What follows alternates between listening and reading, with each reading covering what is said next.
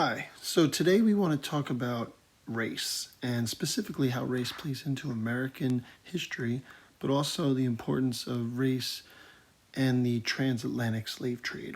So, when we look at the origins of the slave trade, we have to first focus on a couple key concepts. The first one is I want you to focus on the idea of a social construct. What is it? Well, a social construct is it's something that doesn't exist in nature, but society constructs or creates it. So what we have is a situation where it's not real. There's no scientific way to prove something that is a social construct. It's created. Our DNA is unable to point out the differences between black and white or any other race because race is something created by society. There is one human race, but we have attributed characteristics and ideas to people based on the pigment of their skin, which is much more evolutionary than it is DNA in terms of that. So there's no scientific way to prove it. So if it's created, we have to ask the question, why?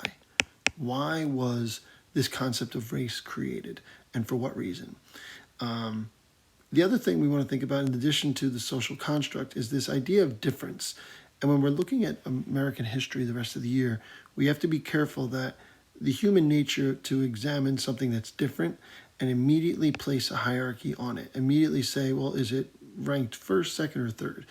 Is it better or worse than something I already have? The key thing is, as we're learning about new cultures, learning about new people, learning about history, it's not shopping. It's not like you have to evaluate whether what you need something or not. The key emphasis is we want to appreciate things for what they're unique in and learn from them. And one of the things that's interesting is in history, you're going to see over and over again, when people see difference, they immediately place a hierarchy on that difference. And often they put themselves at the top and place whatever it is different at the bottom. Even if it's just something that is like simple as culture or food that we think weird in our culture compared to some other culture. Okay, so these are important concepts, and I want to talk about them as we get through this video.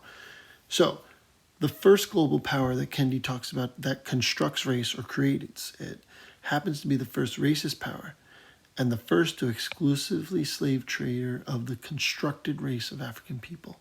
So he's saying it's created.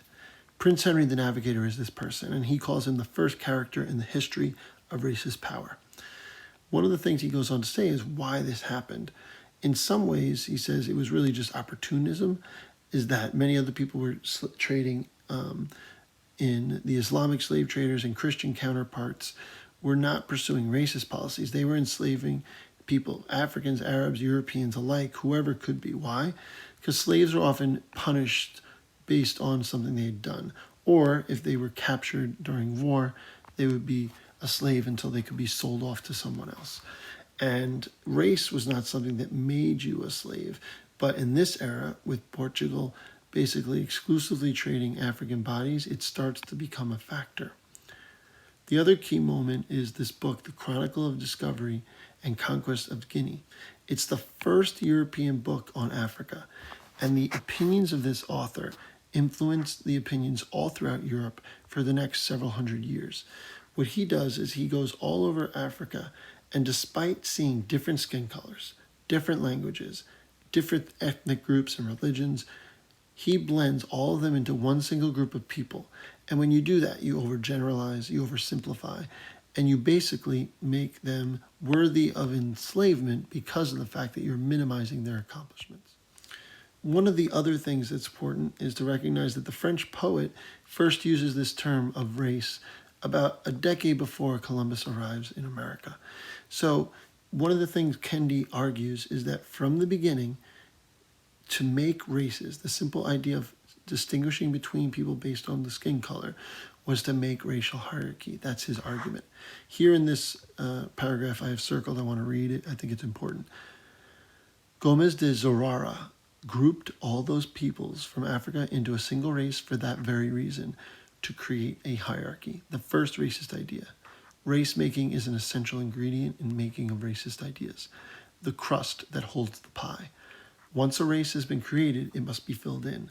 And Zurara filled it with negative qualities that would justify Prince Henry's evangelical mission to the world.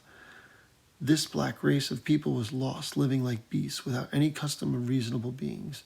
Zurara wrote, they had no understanding of good, but only knew how to live in a bestial sloth. So by characterizing those people that way, you're creating the hierarchy. Also, we have a Spanish lawyer about 2 decades after Columbus, and what he's doing is he is contrasting Africans with the natives. So the Spanish mistook the lack of immunity from the natives and the fact that they're dying from disease, and they basically thought that they couldn't handle the hard physical labor. They viewed them as weak. So at the same time, if they're dying off, the natives, they attribute stronger qualities to the black Africans. So this is something that is put in place. They believe this idea race of blacks is strong for work, the opposite of the natives. And then it says that both races' constructions normalized and rationalized the increased importing of the supposedly quote-unquote strong enslaved Africans and the ongoing genocide of the supposedly weak Indians. The other thing that's crucial is understanding in 1735, Carl Linnaeus comes up with 4 races, white, yellow, red, and black. He then encourages several other people in this similar field for the next 200 years, this same idea. And they're not neutral categories. He ranks them.